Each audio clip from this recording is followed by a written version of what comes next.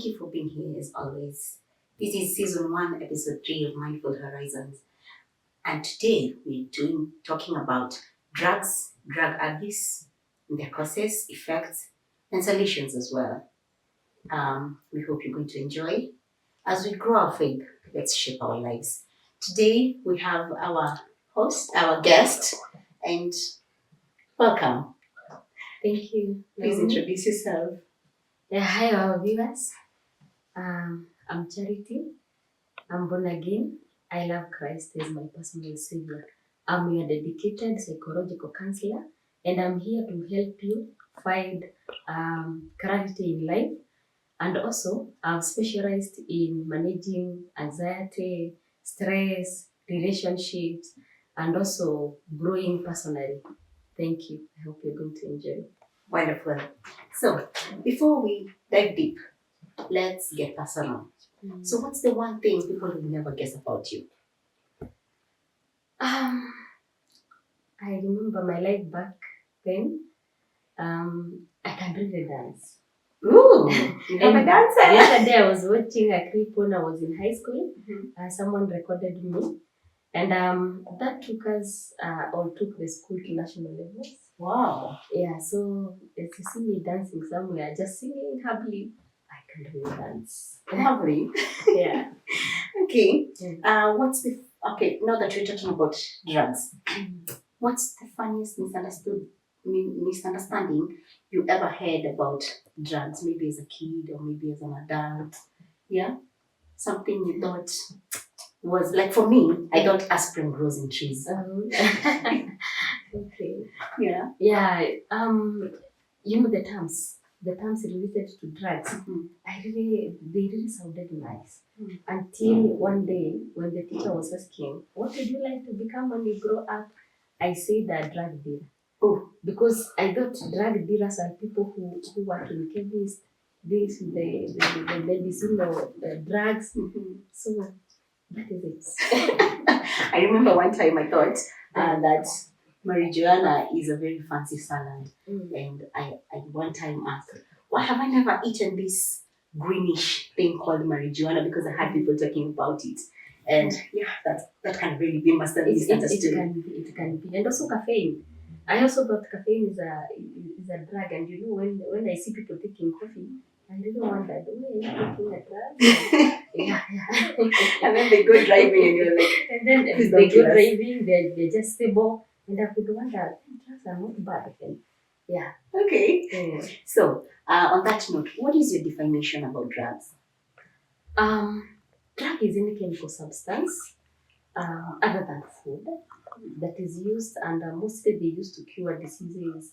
They can be used to treat diseases. They can also be used as protecting diseases and all that. Huh. Yeah. Okay. You know, some people really think drugs, when we talk of drugs, something that can kill you or land you in trouble. Not really. Uh-huh. Not really. Some are not harmful if used properly or as prescribed by the doctors. Yeah. So if that's drugs, what is drug abuse?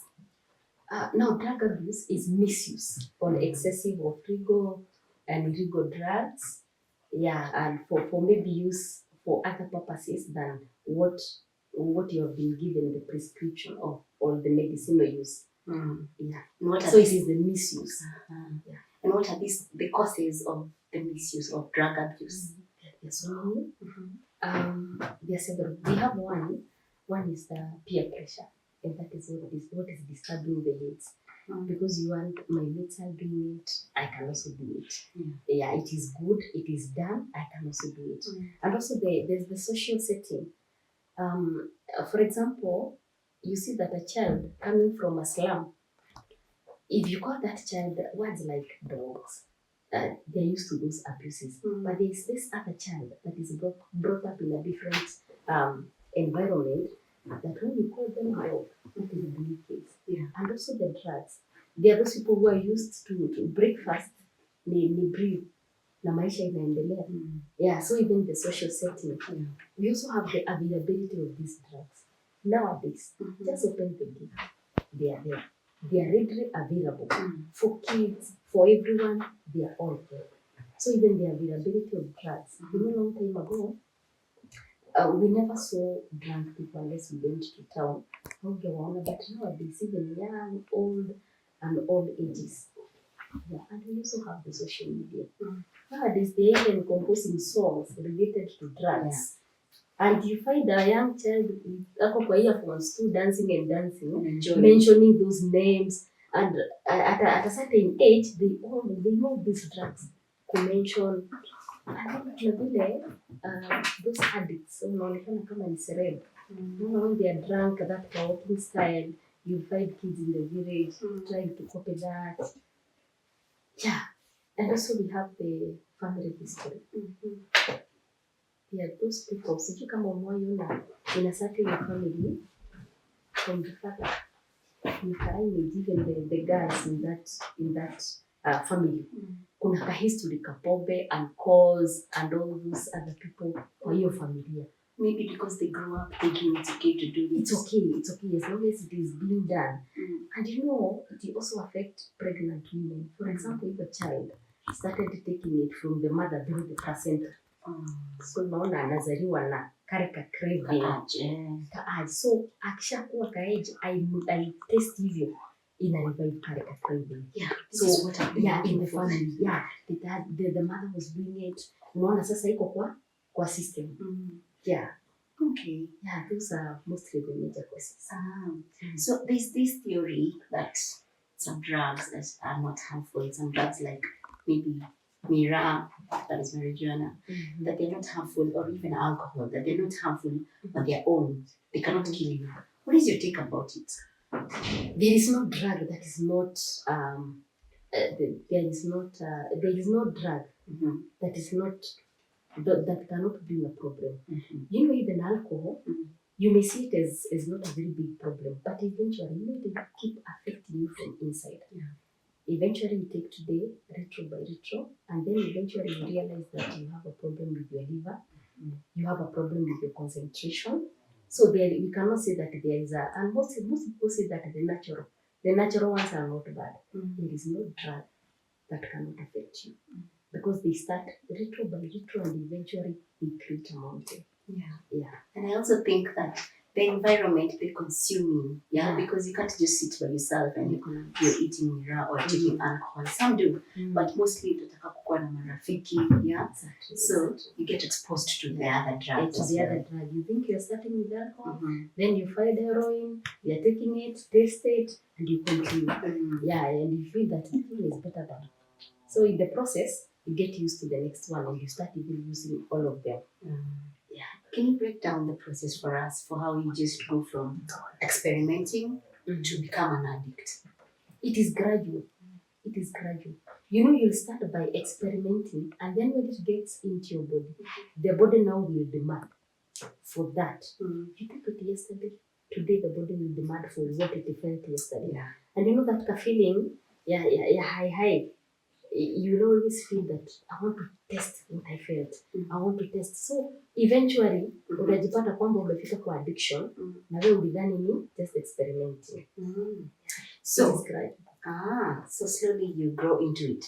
What are some of the myths that people have about drugs that they actually believe? You know, they believe that a rehab is a one-time fix.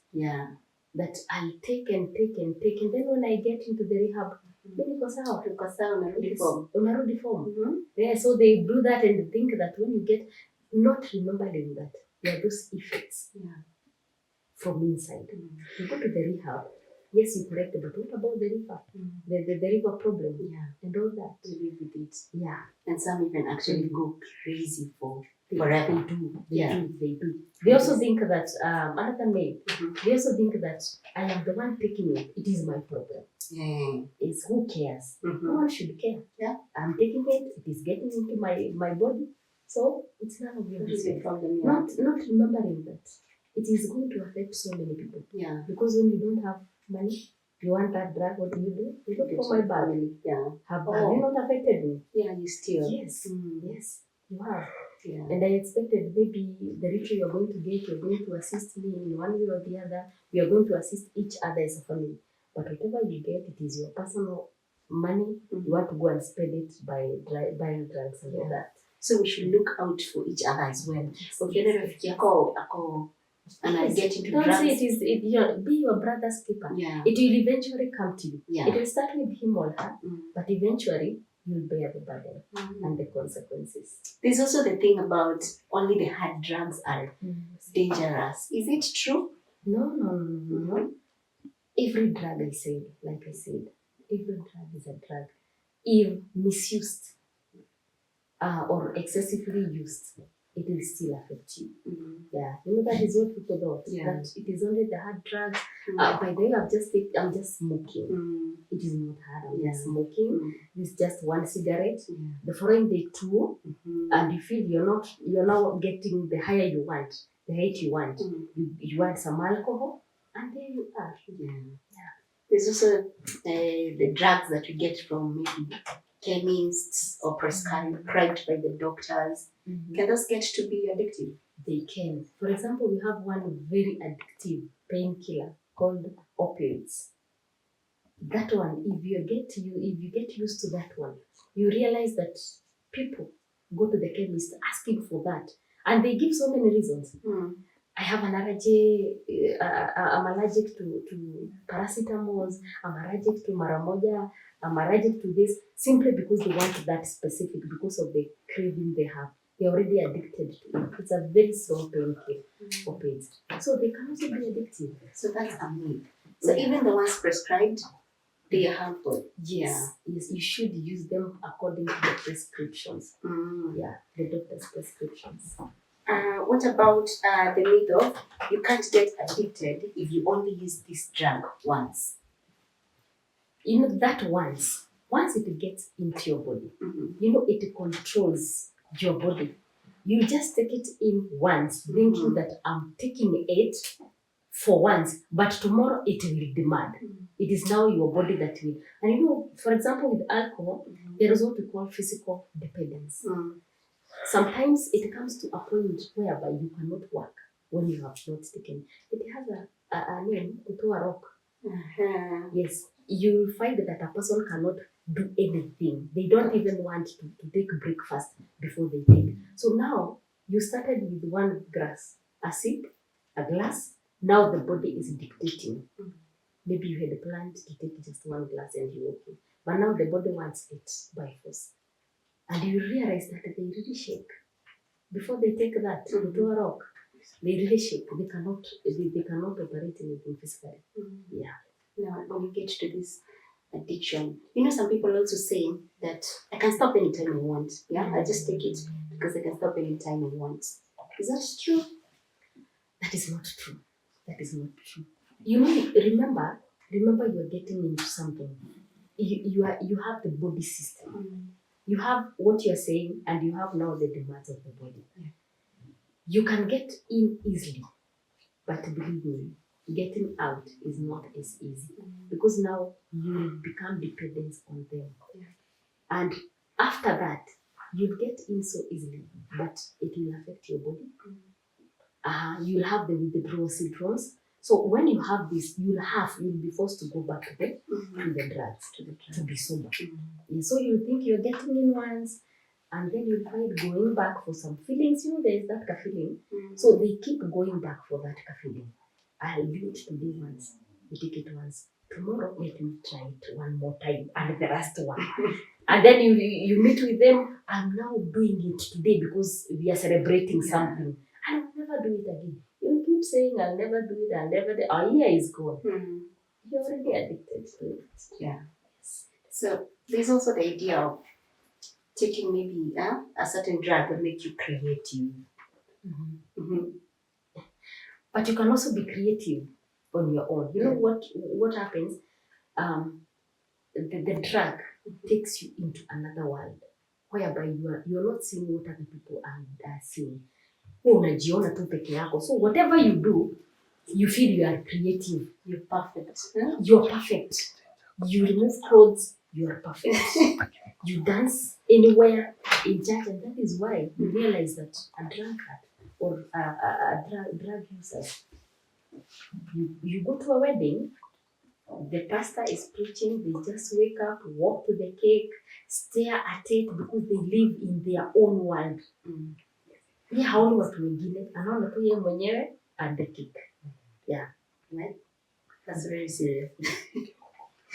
Okay.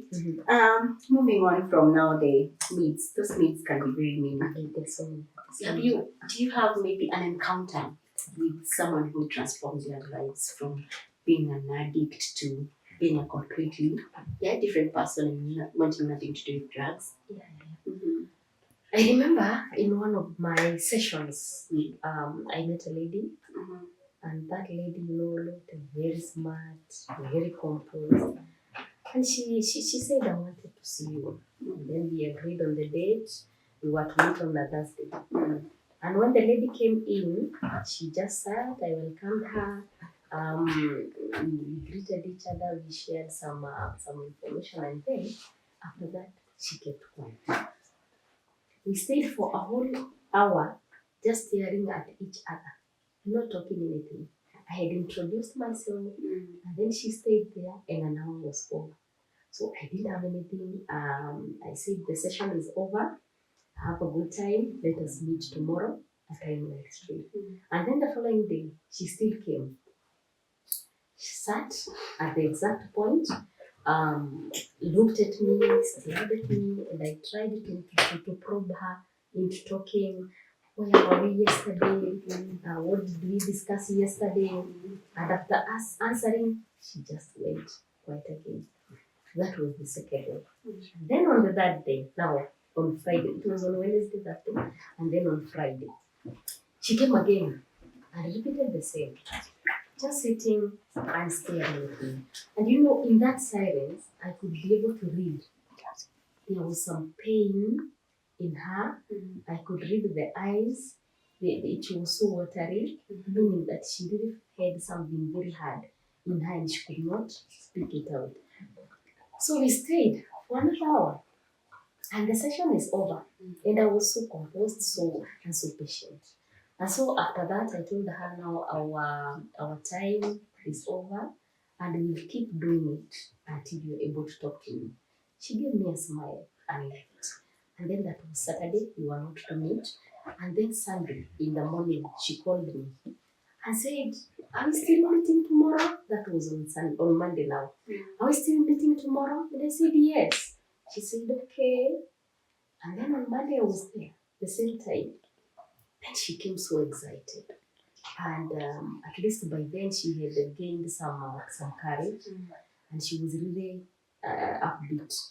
So we sat, we chatted, how did you get there? How was it? How was your weekend and all that? And then out of nowhere, she said, "I use drugs." And I was like, "Okay, continue." And then she told me, and we discussed all that, and that was now the fourth session. But still, I could see something hidden. You could be able to read. Maybe she's saying she had not emptied everything. So we talked, and the session was again over. We agreed to meet the following day. So when she came the following day, she tried to talk, but she could not talk. She really cried. I was really even forced to just stand up and hug her, just give her some comfort. And she told me, "I've been alone for so long, and I feel that no one really cares about what I go through." And I said, "Why? I am here." I said, "I am here. I've been here from Wednesday. So just believe me that I'll be here even for the rest of the days." And she told me what I was raped. And that was too much for one person. And that is why I got into drugs. So to cut the story short, we worked with her. She's now good. We always share, we always chat, we always meet, and I'm so happy and proud to see her recovering and becoming the real her and what she was meant to become. Yeah. This is lovely. So I feel like feeling lonely is a major problem. Yeah, it is. What do you think we can do as maybe families, to create a safe place for everyone to just feel accommodating and talk about drugs? Now, we should learn how to share openly, and especially the parents who have gone through the issue of drugs. It is good to give yourself as an example of what you went through and who you are now, because that revives that trust. That if dad can talk about his or her life, whatever I'm going to say, she will still understand. He will still understand me. So don't start pointing fingers and dictating. Start from you. If you want people to know, for example, in counseling, we start the introduction with ourselves. I'll say everything I want to get from you, but you will not know. I'll give my introduction, where I'm born, everything about me, because I want you to follow the same. So even as parents at home, let us make it a topic, an open topic. Let us discuss issues. Let us discuss these drugs, and this will encourage our kids and our children and our youths in general to come up and say, whatever you mentioned yesterday, I'm a victim. Yeah. Because, and once they come up, don't victimize them. Try for ways, you just gather courage, even if you feel, I didn't want it to be that, we just walk with them, because it is possible. It is possible. I feel like drugs, people don't even get to learn about them when they're kids, and parents don't feel the need to teach their kids. Actually, wataki watu wajue, hawatakangi, you cannot mention drugs in home. But sasa, akienda azipate huko nje. See, now that curiosity builds. I'd rather we start discussing them and mentioning those names, so that even when they go out there and see a certain drug, they will really know that we had really discussed this and it looks like what we discussed at home. So I will not take it. But now, some of them have never even seen an alcohol.